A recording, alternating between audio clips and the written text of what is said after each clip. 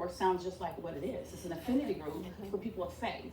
But more importantly, I joined, after all of these years, I joined a company that allows me to be me, allows me to sit here and talk about what I believe and be comfortable with it.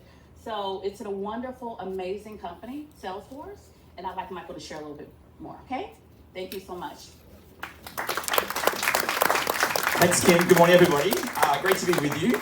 My day job here at Salesforce is I'm a solution engineer, so we run around pretty busy here at Dreamforce. But my side hustle, I guess, at work, you could say, is I'm actually the co-founder and global president of Faithforce, which is our belief inclusive community at Salesforce. So we have 13 different communities for around women, the LGBTIQ plus community, for Latinos. We have 13 different groups, parents and families, etc.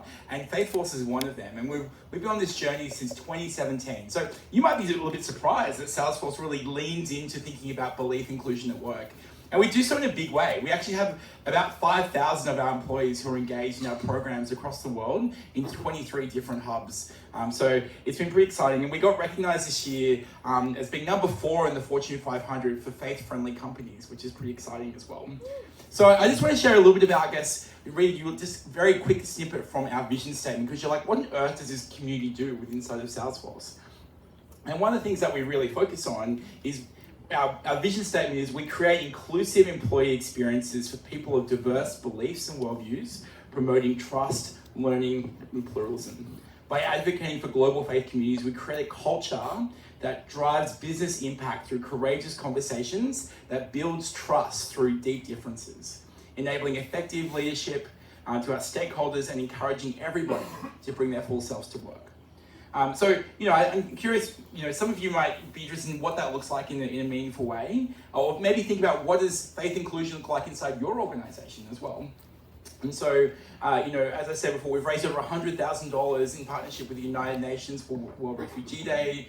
We're active in our own communities, and that could mean that we've got our folks going into working with people who have just come out of prison to help them with interview skills, but also there's a team of our folks in Portland who are busy building a community garden with a church there, for example. It's the reason we have kosher and halal meals at our events. I don't know if you've been over to the Mindfulness Meno, but we actually have a prayer space here at Dreamforce, and we do so with inside all our offices and towers as well. We're also working really closely with our AI team when we think about the ethical use of AI and what does that mean for faith communities and what that looks like.